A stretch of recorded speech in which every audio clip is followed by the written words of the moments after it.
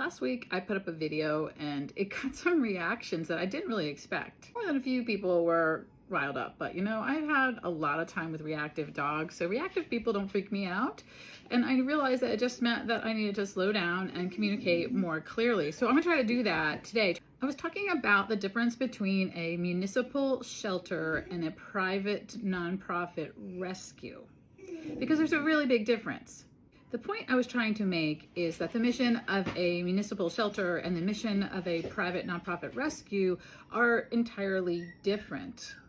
And I believe that misunderstanding is a big piece of why we're in the crisis that we are in now. Too many people expect a shelter to act like a rescue, but they're different. When I use the term municipal shelter, I'm talking about a shelter that is funded by tax dollars. I'm not talking about the private nonprofit shelter that manages intake. That is basically a rescue with a building. A municipally funded shelter's sole purpose is to be the safety net for the community when it comes to animals. They take in dogs brought in by animal control or the police. They take in strays brought in by the public, and they take in owner-surrendered dogs. If your taxpayer-funded shelter is not doing that, it's actually a rescue. And your stray population is likely growing as a result. Every municipality needs to have an animal shelter or pay their portion into a regional animal shelter that is open intake, period. I'm going to say that again. We need publicly funded animal shelters in every community. Right now, there are plenty of places that do not have such a shelter, and that's a big part of how we got in this pickle. Now, where do rescues come in? Rescues were created to save lives, and they do. Often they pull dogs from a municipal shelter, and that's awesome. Sadly, too often the municipal shelter is then made out to be the bad guy. The rescue tells people that the shelter was going to kill this dog. They wanted to kill this dog and we saved it. And they don't include the facts like the shelter has a limited space, that the shelter is open intake, that they have a limited budget. And they definitely don't include the fact that the shelter workers desperately called them, begging them to take animals so that they would not have to euthanize for space. Working in a rescue, I have said those words myself. But over time, and now over 220 visits to shelters and rescues all across this country, I understand. When I rescue a dog through a rescue and foster it, I'm not rescuing it from the shelter. I am rescuing it from a community that doesn't want the dog and a system that doesn't serve its community. I think we need to back up though. I think I need to go back to why we need a municipal animal shelter. I think I need to explain to people why the nonprofit no-kill shelter is not the answer. Several people who were not happy with my video told me that their shelter is a no-kill shelter and they are saving all of the dogs. And I hope that's true, and I'm gonna take their word for it. Maybe it's true. Maybe they are helping every dog. And maybe they are saving them all. Maybe they are helping every person that comes to their shelter asking for help. Maybe they do accept strays and owner surrenders and even legal holds, which is great for now, but I'll get to one of the reasons why it's not the answer in a minute.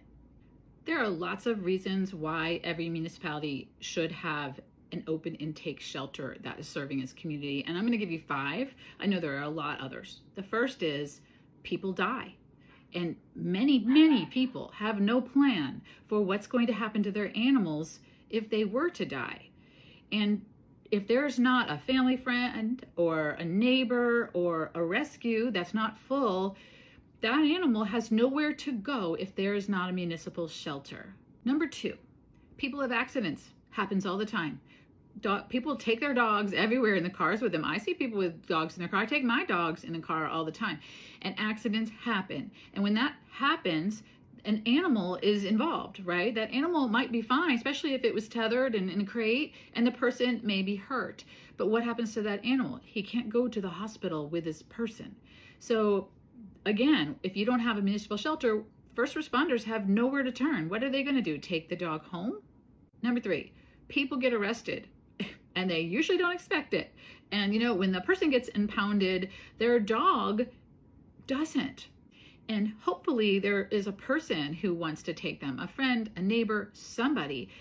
If there's not a municipal shelter, again, where's that dog going to go?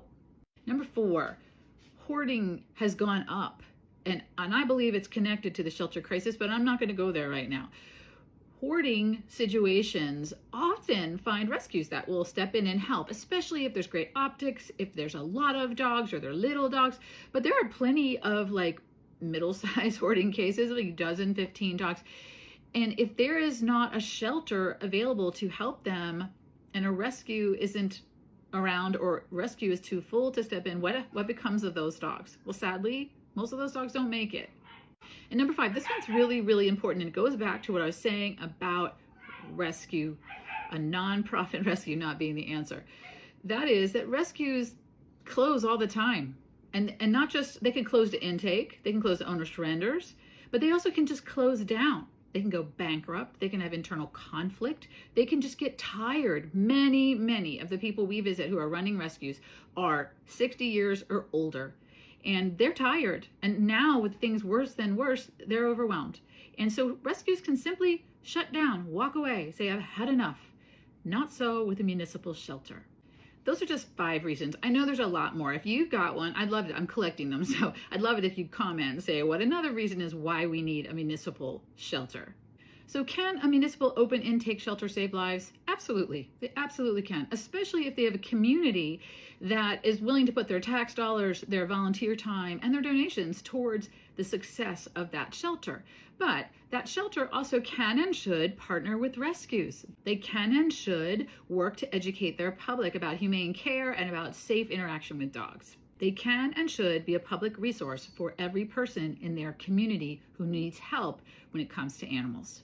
Okay, let me quickly touch on the one thing that everybody kind of reacted to the most, and that is the hybrid nonprofit that has animal control services. That's what most people were reacting to, I think. There are many nonprofit shelters in this country who are contracted to provide animal services for a city or a county. That's a common scenario. We see it all the time.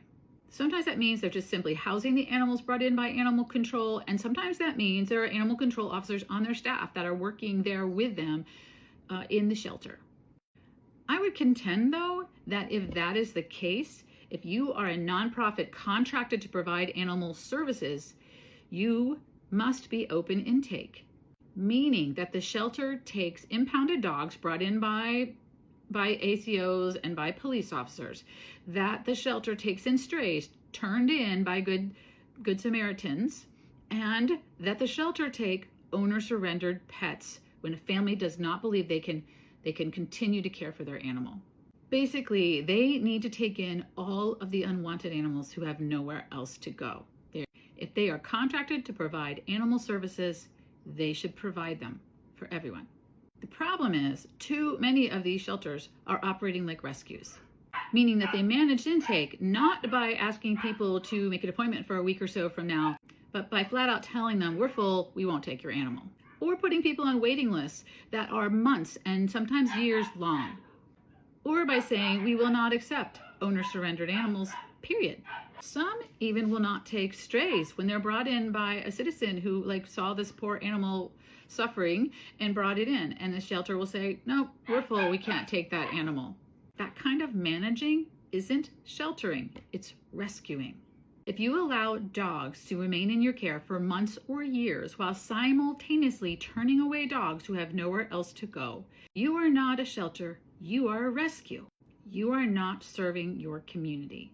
You are serving the dogs that made it in the door, and you are serving the pundits who push the no-kill line. What I was trying so hard to say in that last video, but clearly didn't say so well, is that we are placing expectations on publicly funded shelters that only really should be placed on rescues. We expect them to be no-kill, and if they aren't, then we condemn them. So they close their doors, they warehouse animals, and they turn away citizens looking for help. That is why I think the misunderstanding of what the purpose of a shelter is and what the purpose of a rescue is at the heart of this crisis that we are all in right now. I encourage you to look at your shelter. Is it serving your community? And is it a shelter or is it a rescue?